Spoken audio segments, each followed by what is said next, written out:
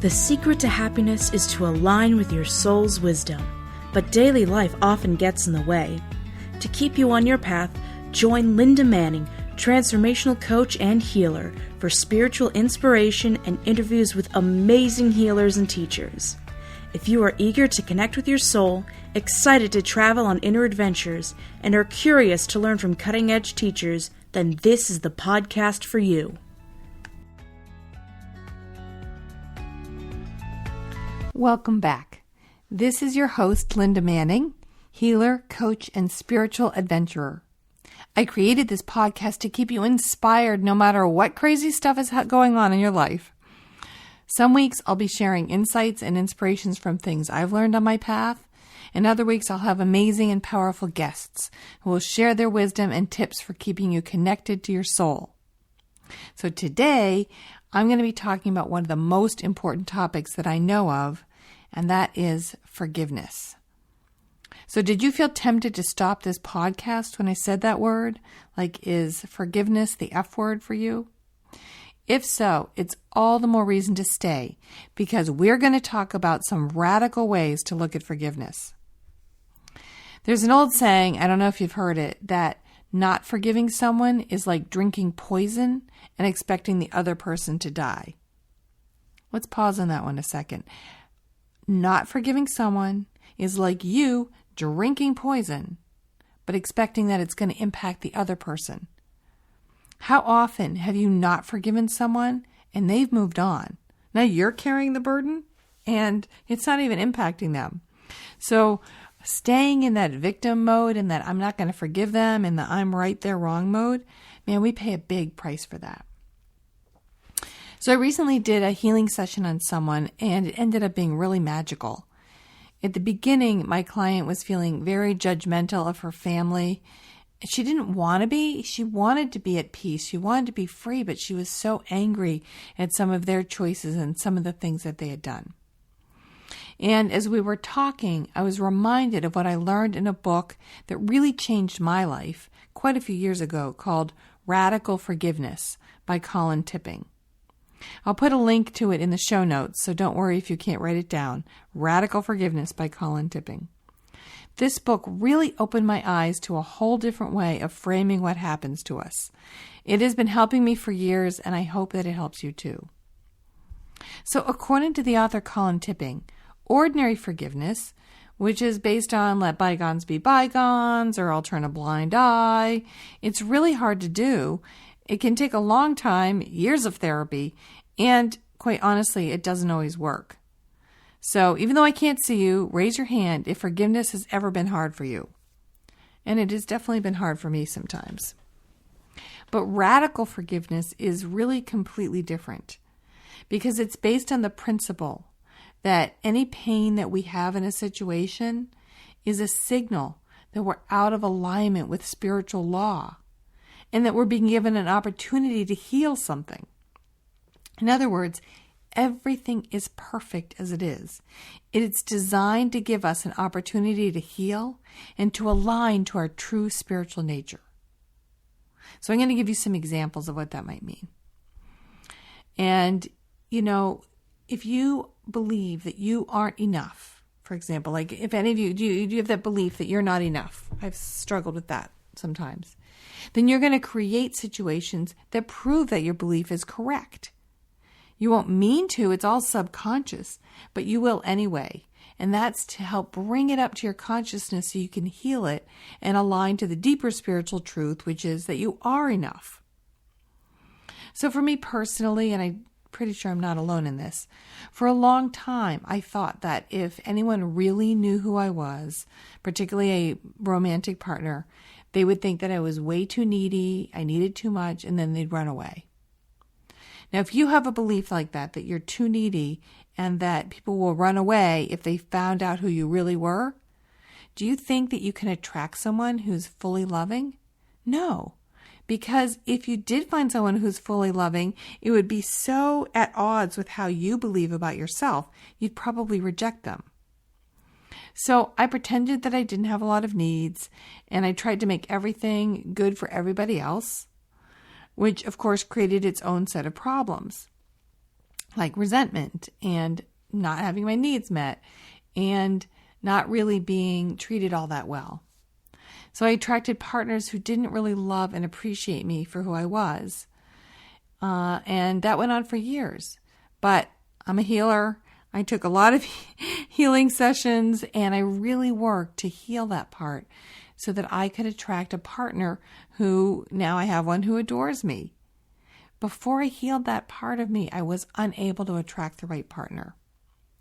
So I could be angry at my earlier partners for not treating me better or for not loving me more.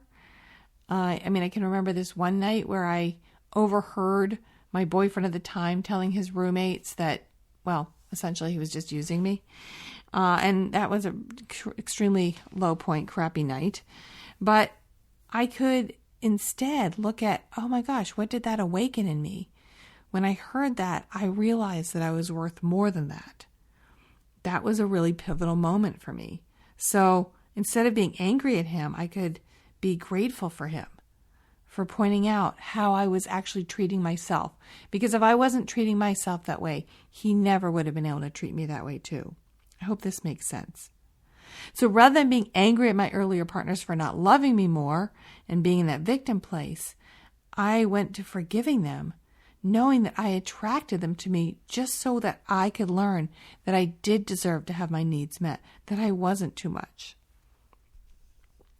When we stay in our victim mode and believe that we're right, we actually miss the opportunities that that situation is bringing up to deeply heal. And we miss the gifts that the difficult situation provides us. Now, it's very tempting in real life to blame the other person. I mean, I love it too. But the thing is that it doesn't get us anywhere. When we blame the other person, we're stuck in that spin cycle. It just keeps perpetuating. And when we can pause that place of looking at it from a victim perspective and instead step into responsibility and look at, oh, what is this being brought to teach me? And how did I create this situation so that it could even happen? Then we're very empowered. So radical forgiveness goes a step further because it says that our soul, the soul of the person who is like annoying us or challenging us, and our soul made an agreement to support each other spiritually. So on the soul-to-soul level, we are in agreement, we're in alignment that this situation will be brought for our good.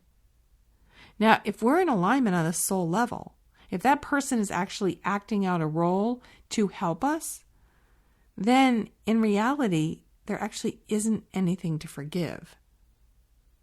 So that's pretty radical, right? There's not actually, they're playing a role that our soul and their soul agreed to do. And so we want to be grateful for them, for playing that role, for waking us up to the beliefs inside of ourselves that aren't aligned to our true divine nature. Okay, so more invisible participation. Raise your hand if there's any person or situation in your life right now that you're pissed off at. And I'm going to be really surprised if you don't all have your hands raised. So I love the way that Source works. It just cracks me up how everything works out in this divine perfection. So as I'm working on this podcast on forgiveness, a situation came up in my life where I was having trouble forgiving someone. I had done an exchange where someone attended my intuition course and I gave her some healing sessions, and in exchange she would do a photo shoot for me. And she did take the photos, but she never sent them to me. And after she took the photos, she stopped returning any of my calls or my texts or my messages. So in order to walk the talk, I have been really looking at these exact principles and applying them to my situation, because I realized I was struggling to forgive her. And as I thought about it, I realized that I don't generally do exchanges. And so I thought, why did I do that? Because that's how I created this situation. I created it based on the decisions I made, including that there would be an exchange. So why did I do an exchange? Well, lots of reasons. Maybe it was because I wanted to feel like a hero by helping her. Oh, here's someone who's having a tough time. Linda to the rescue.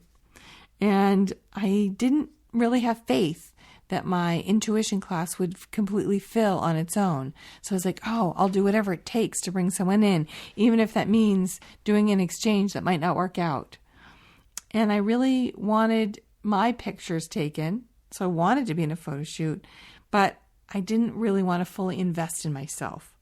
So I wasn't willing to find a photographer and pay them to take my pictures, even though I really wanted my pictures. So again, how did I create the situation?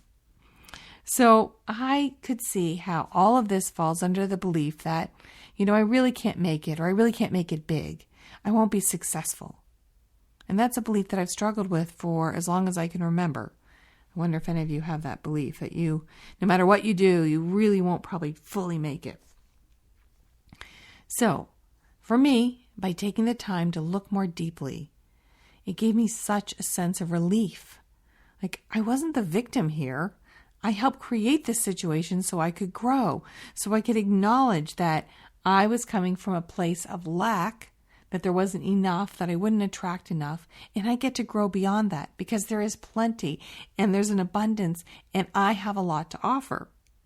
So all of a sudden, I felt grateful. I saw how my soul and her soul work together. And then, of course, because this is how divine works, just as I really let go and forgave her or decided there was nothing to forgive, I created this situation for my own growth. A different friend of mine asked if I would like her to do a photo shoot of me. And I will be paying her, but it's a really reasonable amount, and I'm so excited to have her do this. So, this is how things happen. This is the miracle. When we go deep, when we go radical with our forgiveness, we open up possibilities and alignments to synchronicities and things coming in that are amazing. My dad's favorite quote was from Albert Einstein, and I've always loved it. Albert Einstein said, "The most important decision we make is whether we believe that we live in a friendly or hostile universe." The most important decision we make is whether we believe we live in a friendly or hostile universe. And I'm going to add a third option because, hey, why not one up Albert Einstein? Who am I? So people can look at life in one of three ways, I would say, which is either it is random, it is for us, so we live in a friendly universe, or it's against us, and we live in a hostile universe. So that third option, is it random? Are things just coming and we have no control over it? It just shows up. Well, that's one thing that's one perspective. But when we choose that things are for us, it really shifts our lives. I believe that we have free will. And by that, I mean we have free will for how we're going to respond to things in our life. We don't always have a choice about what happens. So my Sufi master, Sidi al-Jamal, said, everything that happens to you is for you. Everything. Every single thing is for you. So take a moment and imagine applying that to your life. It means that everything that happens to us, the things that we find pleasant and the things that we don't find so pleasant, are all part of a divine plan that's unfolding for us perfectly in service of our spiritual growth. So I know that can be hard to swallow, especially if something or more than one thing really terrible has happened to you. But I found that it is really deeply transformational, and it is the secret to freedom and happiness. When we can look at the benefits, the gifts for every single thing that happens to us, when we can get and release out the emotions, because hey, if really bad things have happened to you, you get to release the emotions of it first. I'm not saying just jump into this radical forgiveness thing until you've processed it, because sometimes we need to get angry or we need to cry. We need to get our emotions out and own them. So I'm not suggesting this is a way of zipping through the pain to get to the, Zen, everything's good. Cross your legs and, meditate. Although, I believe in that stuff. You also know I believe in the real world part. So we do want to experience our feelings and release them and get through the pain.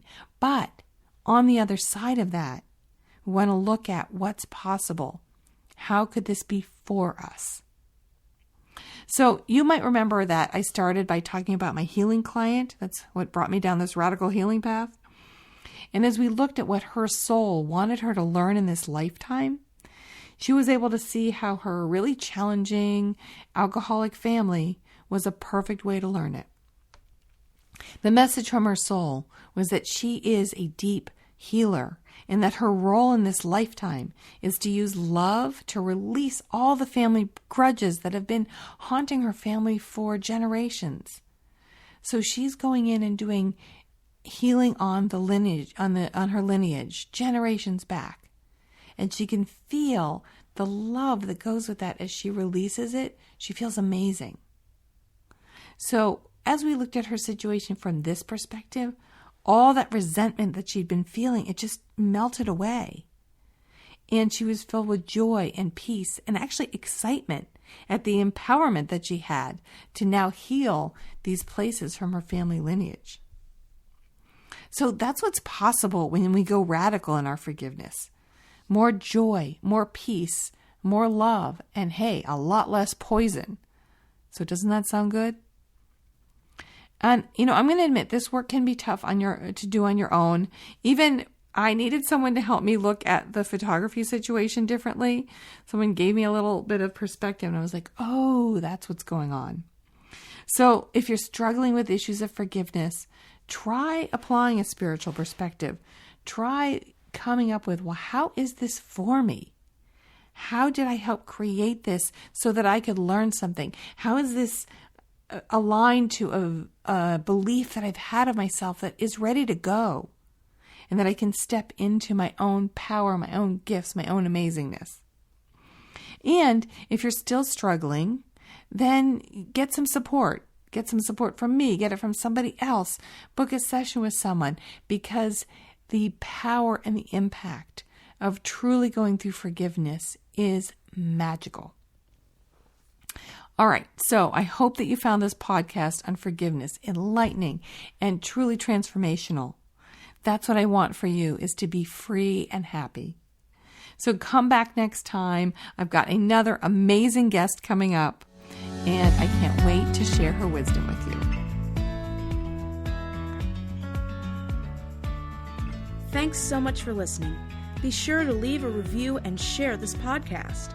To learn more or to book a personal session with Linda, go to innerclarity.biz or click the link in the show notes. And may you always trust your wisdom.